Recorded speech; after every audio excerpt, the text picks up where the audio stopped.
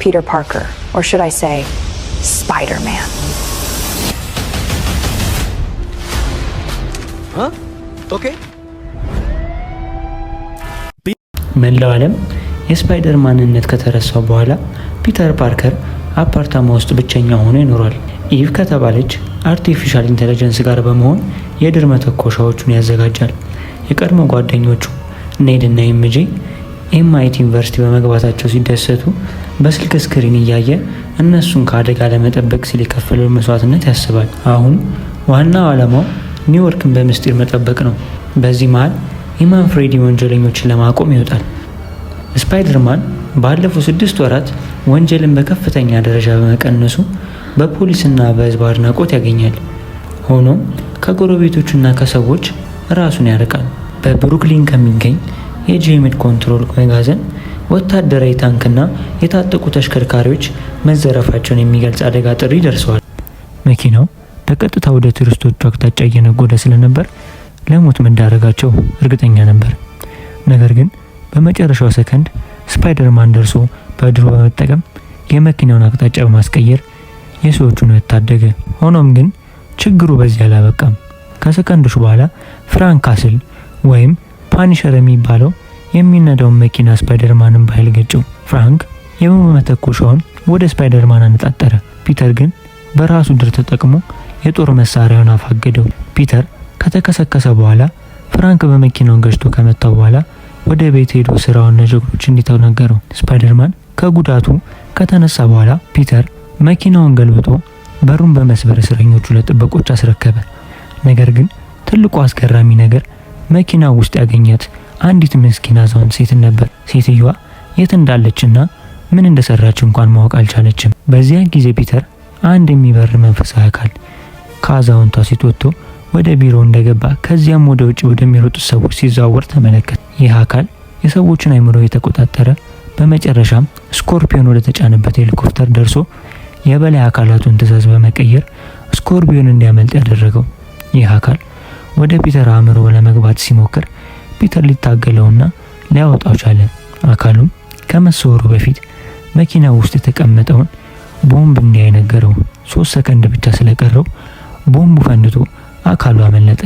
ፒተር ነገሩ ሁሉ ግራ ተጋባበት። ከክስተቱ በኋላ ስፓይደርማን በሜጀር ኮንትሮል ክፍል ውስጥ መረጃ ከምትሰጠው አንዲት ሴት ጋር ውሃ ገንዳ ውስጥ ተገናኘ።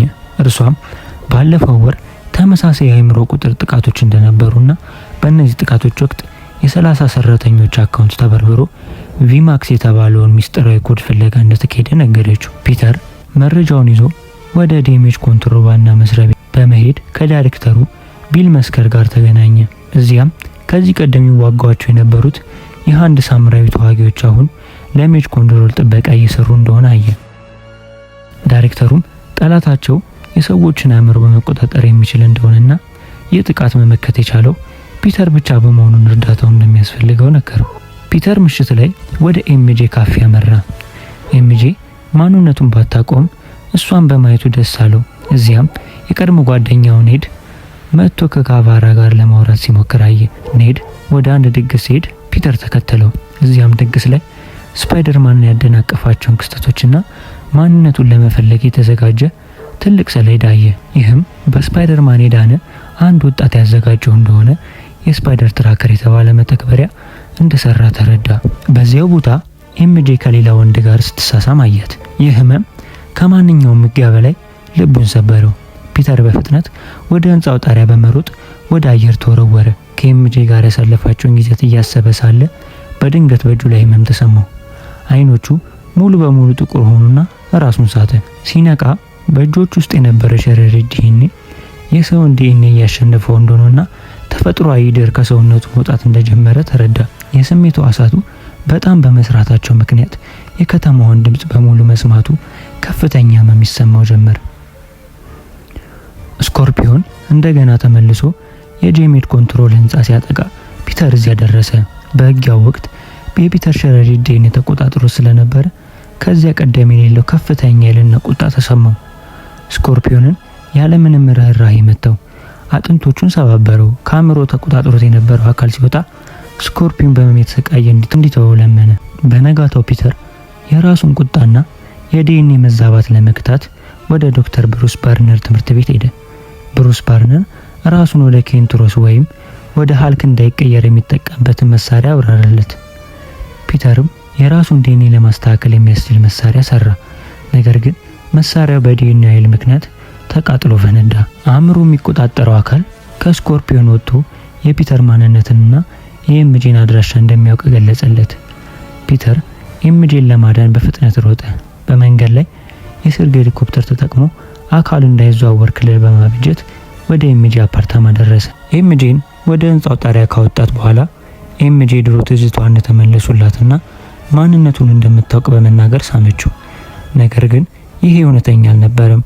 አካሉ የኤምጄን አእምሮ ተቆጣጥሮ በፒተር ስሜት ላይ ይጫወት ነበር። ኤምጄ ራሷን ወደ ታች ከመወርወሯ በፊት ፒተር በድሮ አዳናት። በኋላም ይህ አካል ጄን ግሬ የተባለች ኃይል ቴሌፓቲክ ልጅ እንደሆነችና እህቷ ሳራ በሜጀር ኮንትሮል ቪማክስ በተባለው ሙከራ ህይወቷ ስለተቀጸፈ ለመበቀል እየሰራች እንደሆነ ታወቀ። ፒተር በመቀጠል ኤምጄን ሰላም ወደ ተጠበቀበት ቦታ ወደ ፓኒሸር ይወስዳታል። ፓኒሸር እንዳየው ጥቃት ቢሰነዘርበትም ፒተር ከትንሽ ማውራት በኋላ ፓኒሸርን ያሳምነዋል። ፓኒሸርም ይዟቸው ወደ ቤታቸው ይገባል። በመቀጠል ከኤምጄ ጋር እያወሩ ባሉበት ሰዓት ጄን ግሬ ወደ ላብራቶሪ እየሄደች መሆኑን ያውቃል። ስፓይደርማንም የስፓይደር ሆርሞኑን የሚቆጣጠርለት ማሽን አንገቱ ላይ ከሰካ በኋላ ጄን ግሬ ወደ ላብራቶሪ ወደምትሄድበት ጋር ያመራል። ጄን ግሬ እዛ እንደደረሰች ፊት ለፊት ያሉትን ወታደሮች ካስወገደች በኋላ ቪማክስ የተሰኘውን ነገር ትፈልጋለች። የላብራቶሪው ዋና ሰው እታች በሚሄድ ከወታደሮቹ ይደበቃል። ፒተር ወደ ላብራቶሪ ይደርሳል። እዛም ጄን ግሬን ያገኛታል። በእጁም ሌላ ሆርሞን የሚቆጣጠር ማሽን ይዞ ነበር። ጄን ግሬን እያናገራት ሳለ መሬት ላይ ሃልክ ኃይሉን የሚቆጣጠርበትን ማሽን ወርቅ ያገኘዋል። በዚህም ጄን ግሬ ሃልክን ፈታ ትለቅበታለች። ሃልክም ቀጥተኛ ድብደባ ስፓይደርማን ላይ ደርሳል። ስፓይደርማን ለማቆም እየሞከረ ሳለ ዘፓኒሸር በአጋጣሚ መጣና ሽጉጡን ሃልክ ላይ ያዘንብበታል። ሃልክም እነሱ ማጥቃቱን አላቆመም። በዛ ግብግብ መሃል ፒተር ሃልክን ትንሽ ላይ ያረጋጋው ይሞክርም ትንሽ ከተመለሰለት በኋላ መልሶ ኃይሉ ይነቃቃል። ወዲያውኑም ኃይለኛ ጥቃት ይፈጽምበታል። በመጨረሻም ፒተር ወደ ታች ይዞት ከወረደ በኋላ ከህንጻው ፍርስራሾች ጋር ራሱን ያጣብቀዋል። በዚህም ሃልክ ወደ ታች ይወድቃል። ጄን ግሬ ፓኒሸርን ተቆጣጥረው ወደ ታችኛው ክፍል ይዘው ከሄደች በኋላ ስፓይደርማን በቦታው ደርሶ ሆርሞን የሚቆጣጠረውን ማሽን አንገቷ ላይ ሰካበታል።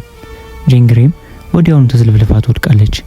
በዚህም በቁጥጥሯ ስር ያውሏታል። ፒተርም ተመልሶ ወደ ኤምጄ ጋር በመሄድ ኤምጄ ጽፎት የነበረውን ደብዳቤ ሁሉንም ታየዋለች። በዚህም ፒተርን ይቅርታ ጠይቀዋለች። በዛውም ፒተር ፊቱን ያሳያታል። ኤምጄም ትክክለኛ ማንነቱን ለማንም እንደማትናገር ትነግረዋለች። ኤምጄም ወደ ኔድ ጋር ይዟት ይሄዳል። ኔድም እዛው ስፓይደርማንን ሲያዩ ቢደነግጥም ኤምጄ ትንሽ አደጋ ደርሶባት እሷን አትርፏት ወደ ይዟት እንደመጣ ትነግረዋለች። በዚህም ኔድ በጣም ይደሰትና ስፓይደርማን አብሮት እዛው ትንሽ ቆያል። ጄን ግሬ ከታሰረችበት በሐሳቧ በአንድ መናፈሻ ቁጭ ብለው ከሳራ ጋር ቁጭ ብለው ሳሉ ድሮ ሳራን እንዴት እንደወሰዷት ታስታውሳለች። በመቀጠል ጄን ግሬን የላብራቶሪው ዋና ሰው እያስፈራራት ነበር። በዚህም ስፓይደርማን ትክክለኛነቱን አውቆ ወደ ላብራቶሪው ጥበኞቹን ጥሶ ለመግባት ይሞክራል። የላብራቶሪው ዋና ሰው የኤምጄን ሙሉ ኃይሏን ለመምጠጥ እየሞከረ ነበር። ኤምጄም ከላይ የተጻፈውን ጽሑፍ አይታ ሳራ እዚህ እንደነበረች ትረዳና ያላትን ኃይለኛ ኃይል ታወጣለች። በዚህም ሙሉ ከተማዋ በቅጽበታዊ ነገር ትቆማለች። በመቀጠልም ፓኒሸር ስፓይደርማንን ለመርዳት ያስባል። ጄን ግሬ ራሷን ካስለቀቀች በኋላ ስፓይደርማን ነገሩ ሁሉ ግራ ገብቶታል። ሁሉም ሲቆሙ እሱ ብቻ ነበር ራሱን ምንም ያልሆነ። በመቀጠልም ስፓይደርማን ወደ ውስጥ ሲገባ ሳሙራዮቹ እንዳለ ቆመዋል። ጄን ግሬ አንዷን ሴቷን ሳሙራይ በመጠቀም ታወራዋለች። ስፓይደርማንም እውነቱን እንደተረዳና ሊረዳት እንደመጣ ይነግራታል። በዚህም ጄን ግሬ ሳሙራዮቹን ትለቅበታለች። ስፓይደርማንም ከነሱ ጋር ኃይለኛ ፍልም ያደርጋል። መጀመሪያ ኃይሉን ቢፈታተኑትም ምንም ሊቋቋማቸው አልቻለም። በመጨረሻ ላይ የስፓይደርማን ሆርሞኑን የሚቆጣጠረውን መሳሪያ ከአንገቱ ላይ ነቅሏል። በዚህም ስፓይደርማን አይኑ ወደ ጥቁር ይቀየርና ሙሉ በሙሉ ሳሙራዮችን ወደ ላይ ይዟቸው ወጥቶ በድሩ ጠምጥሞ ጥሏቸው ይሄዳል።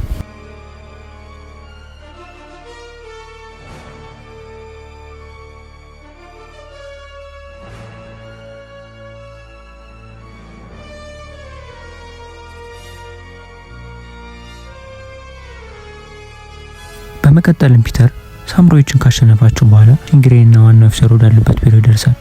ከዛም ፓኒሸር ለመርዳት ስናይፐሩን ያዘጋጃል። ፒተርም ጄን ግሬይን ለማረጋጋት ይሞክራል። በመቀጠልም ወደ አይምሮ እንድትገባ ይፈቅድላታል። ጄን ግሬይ ወደ አይምሮ ከገባች በኋላ ከአክስቱ ጋር ሲያወራ የነበረውን ሁሉንም ነገር ታያለች። በመቀጠልም ፒተር አንድ የሆነ ነገር ልክ እንዳልሆነ ይሰማዋል።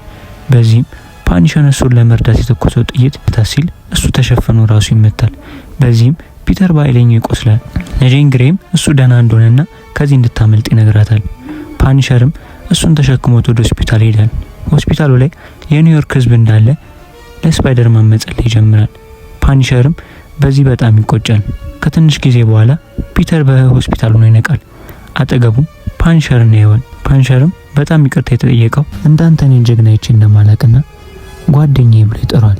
ፒተርም በዚህም በጣም ደስ ይለዋል። በመቀጠል ወደ ውጭ መስኮቱ ሲያይ የኒውዮርክ ከተማ ሙሉ ሰው የእሱን ደህንነት የጠበቀ ነበር። ስፓይደርማን ኖርማል ልብስ ለብሶ ይወጣል። ፓኒሸርም በመስኮቱ በኩል ሆኖ የስፓይደርማንን ማስካር ይታያል። ጄን ግሬይም ያላትን ሙሉ ኃይል ተጠቅማ ፒተርን ካዳነችው በኋላ ከከተማው ለቃ ትወጣለች። ፒተርም ወደ አክስቱ መቃብር ከሄደ በኋላ ወደ ድሮ ወደሚሄድበት ካፌ ሄዳል። በዚያም ኔድን ያገኘዋል። ኔድንም የድሮ ሰላምታቸውን ሰላም ከተባባሉ በኋላ ኔድ የድሮ ስሙን ያስታውሰውና ፊልሙ እዚህ ላይ ይጠናቀቃል። ተመልካቾቻችን ፊልሙ ከተመቻችሁ ላይክ እና ሰብስክራይብ ማድረግ አይረሳ። በቀጣይ እስክንገናኝ ቻው ቻው።